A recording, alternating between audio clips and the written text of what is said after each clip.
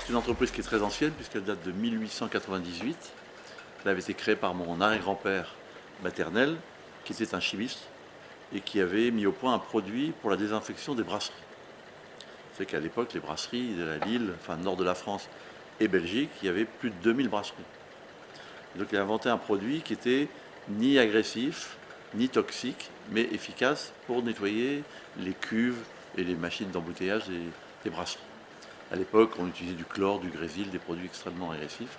Et lui avait cet avantage de trouver ce produit beaucoup aussi efficace, voire même plus efficace, mais surtout ni toxique ni agressif. Et il l'a appelé Agnos. Alors pourquoi Agnos? Parce que ios en grec veut dire infiniment petit, donc alpha privatif contre microbe. On a été créé à Lille, enfin l'origine c'est Lille rue nationale, hein, on ne peut pas être plus dans le centre de Lille. Et donc notre région c'est le nord, et je pense que c'est important de conserver, en dehors de l'ADN, les valeurs qui font aussi le Nord. Je pense qu'il y a des vraies valeurs industrielles, il y a vraiment un patrimoine culturel industriel, si je puis dire, et puis des valeurs familiales qui font qu'on est très enraciné dans le Nord. Alors l'historique c'est important parce qu'on est toujours dans le même métier. C'est notre ADN en fait, la lutte contre le microbe, et une lutte contre le microbe qui soit ni toxique pour les utilisateurs, ni agressive et ni polluante. Donc finalement, ce qu'il avait créé à l'époque est resté notre ADN.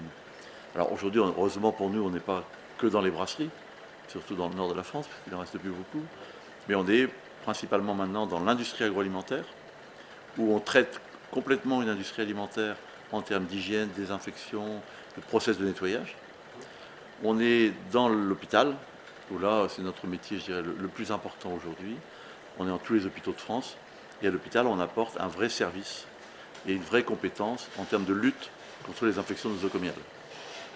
L'infection nosocomiale, c'est ce qu'on attrape à l'hôpital quand on rentre pour une intervention chirurgicale, que malheureusement, on ressort avec un staphylodoré ou autres germes qui vous font soit rester plus longtemps à l'hôpital, soit avoir des conséquences assez graves dans le futur. Donc notre métier, c'est vraiment être le partenaire de l'hôpital pour lutter contre ce fléau que sont plutôt les infections nosocomiales.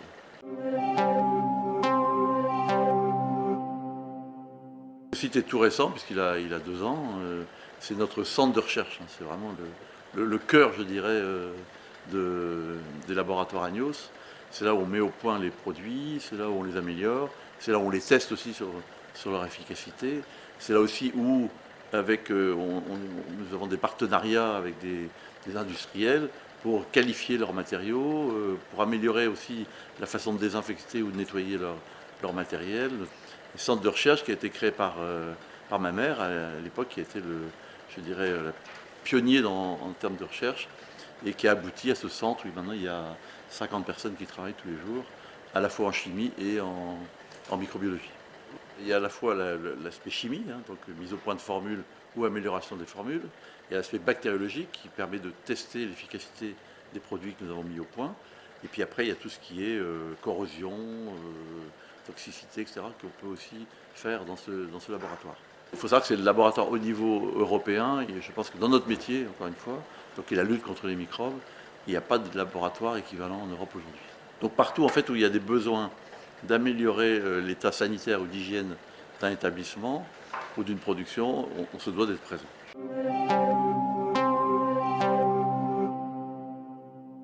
Alors le cœur, c'est le laboratoire, hein, c'est vraiment la recherche, c'est l'innovation.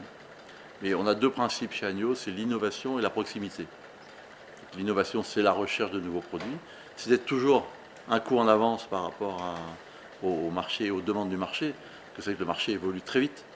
Bon, je vous parlais des bactéries, des germes, mais il y a les virus. On parle d'Ebola en ce moment, il y a les gastro, etc. Donc il faut qu'on soit toujours un coup en avance avec des produits qui soient, je veux dire, au niveau de la demande, qui n'est pas toujours prévisible en plus. Ebola, personne ne savait il y a quelques mois qu'il y aurait une pandémie Ebola. Et là, c'est vraiment notre métier de pouvoir répondre rapidement avec des produits efficaces. Notamment, on intervient beaucoup en ce moment dans tous les pays d'Afrique qui sont touchés par Ebola. Et ensuite, c'est la proximité. La proximité, pour moi, c'est d'être des vrais conseillers de nos clients sur le terrain, où on leur apporte les produits adaptés à leurs besoins, les procédures d'utilisation et bien sûr la formation.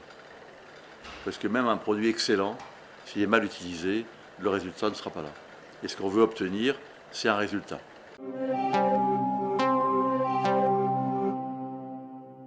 L'objectif de ce centre de recherche, c'est de concevoir, d'élaborer des nouveaux produits, de nouvelles formulations innovantes, avec des propriétés spécifiques en fonction de l'objectif qui va être le leur, en fonction de la demande, de manière à pouvoir effectivement répondre au mieux aux besoins du marché. Ce centre de recherche est composé de 3 laboratoires. On va d'abord avoir la chimie de formulation, on est ici dans le laboratoire de microbiologie et enfin on a un laboratoire de chimie analytique. Le premier laboratoire, la chimie de formulation, par définition, c'est la chimie du mélange. L'objectif de ce laboratoire, c'est de choisir des matières premières d'une façon judicieuse, de les mettre ensemble dans une formulation, de manière à ce que le produit final qui en résulte puisse présenter toutes les propriétés recherchées et être en parfaite adéquation avec le cahier des charges. Ensuite, on va avoir le laboratoire dans lequel nous sommes, je le rappelle, de microbiologie. Ce laboratoire est important parce qu'il va nous permettre de valider selon des standards officiels et en vigueur. Ces standards qui peuvent être européens, ils peuvent être américains. Et on a récemment travaillé sur des méthodologies brésiliennes. Ce laboratoire va nous permettre de valider l'activité antimicrobienne de nos formulations. Et là encore, on va travailler d'une façon relativement simple sur le principe. On va mettre en contact le désinfectant avec la souche désirée, la bactérie par exemple. Et après un certain temps de contact, on va neutraliser l'activité biocide du désinfectant et on va déterminer la décroissance microbienne. Ça donnera effectivement, ça permettra d'apprécier l'activité désinfectante du produit. Le dernier laboratoire est le laboratoire de chimie analytique. Celui-ci va apporter 2 choses. D'abord, il va garantir une bonne compatibilité de nos produits avec les différents matériaux qu'ils devront rencontrer, de manière à éviter les risques de corrosion ou d'incompatibilité. Et ensuite, il va également assurer une sécurité à l'usage de nos produits, c'est-à-dire, par exemple, prenons un cas très concret, dans une industrie agroalimentaire ou même pharmaceutique, on a l'obligation de valider le rinçage. Et on a donc nécessité d'accompagner nos produits avec des méthodes analytiques qui puissent nous permettre de rechercher non plus le ppm, qui je vous rappelle est le milligramme par litre, mais on parle aujourd'hui de ppb, 1000 fois moins en termes de seuil de détection par exemple.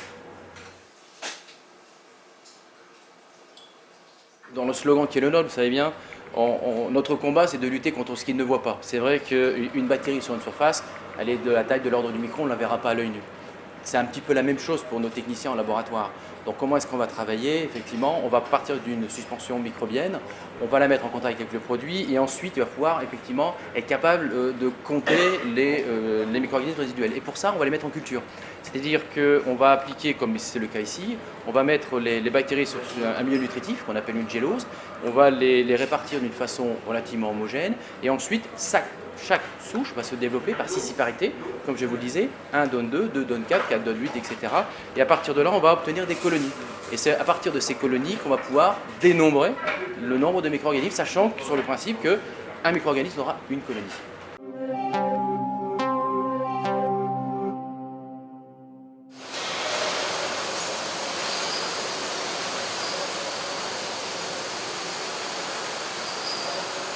Le nouveau produit a été testé chimiquement, testé sur le plan efficacité, comme vous l'avez pu voir. Et après, on va souvent faire un lot pilote, de manière à pouvoir le mettre en essai chez des clients qu'on aura identifiés avant un lancement définitif. Après, il y a la mise en production. Donc, il y a ce qu'on appelle un lancement de produit, avec donc le produit doit passer par un certain nombre de critères réglementaires, logistiques, production, analyse, etc. Et à la fin, le produit rentre en production. Donc vous avez des cuves de production que vous ne voyez pas parce qu'elles sont derrière nous, qui sont des mélangeurs en fait. Ensuite, ces mélangeurs, une fois que le produit est fini, on va dans des cuves tampons que vous voyez ici. Et ensuite, le produit est mis en flacon. Les machines sont dédiées à différents types de flacons.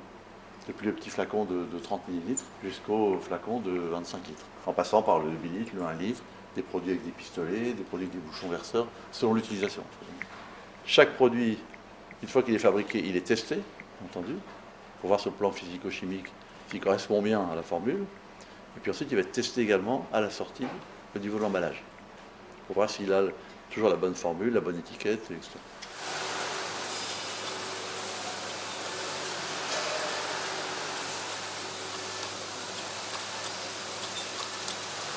Une véritable usine, mais comme vous voyez, assez bien organisée, puisqu'elle a la chance d'être récente, et donc où les conditions de travail sont optimisées, de manière à ce que les gens n'aient pas de lourdes charges à porter, ou des problèmes de respiration, tout est aspiré. Il n'y a pas d'odeur, pourtant c'est une usine chimique, il faudrait penser qu'il y a des odeurs, il n'y en a pas du tout. Alors après ils vont au centre logistique, qui est juste à côté. Et donc là, ils sont stockés et puis après, ils partent directement chez les clients.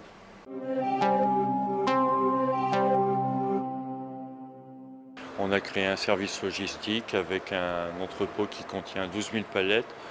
On sort à peu près 200 tonnes par jour avec 50 personnes et l'entrepôt est ouvert de 6 h du matin jusqu'à 3 h le lendemain matin. On gère 7,30 m la dernière liste tout en haut et les allées font 150 mètres de profondeur, puisque vous voyez la profondeur, qui fait quasiment 450 palettes au sol sur 5 étages. Alors on a par cellule, je vais parler par cellule, puisqu'on a 7 cellules.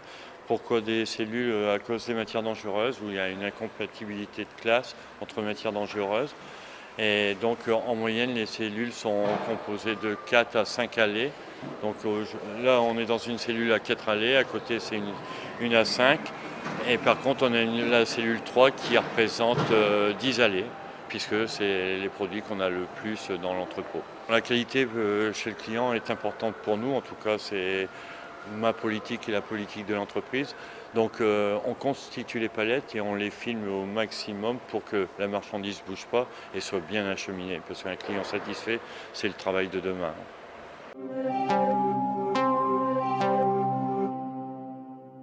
On a de très très grandes ambitions, notamment à l'international. Pour le marché français, c'est notre marché de base, évidemment. C'est notre base qui est très importante parce qu'on ne peut pas être fort à l'étranger si on n'est pas fort dans son village, je dis toujours. Notre village étant la France. La France est un village dans le monde aujourd'hui. Et donc, fort de ces bases, cette recherche qui est très en amont et très en avance, surtout par rapport à nos confrères, il faut qu'on soit beaucoup plus à l'étranger. Donc on a des fortes progressions à l'étranger. Cette année, je crois qu'on est à 17% de croissance sur l'international, c'est quand même un superbe chiffre. Mais il faut qu'on se rapproche de plus en plus de nos consommateurs. Donc l'idée est de créer des partenariats dans les pays où on veut se développer. Donc on a déjà créé un partenariat en Argentine, on est en train d'en créer un au Brésil où je vais lundi, on a des projets en Turquie, en Inde, en Chine, toujours essayer de s'associer avec des gens qui sont déjà locaux et qui ont la culture du pays. Parce que nous on amène notre savoir-faire, mais la culture du pays on ne peut pas l'amener. Et donc on attend beaucoup de chaque pays qui nous apporte cette culture qui permet de, avec notre puissance de recherche, savoir-faire, de s'implanter plus rapidement dans les pays.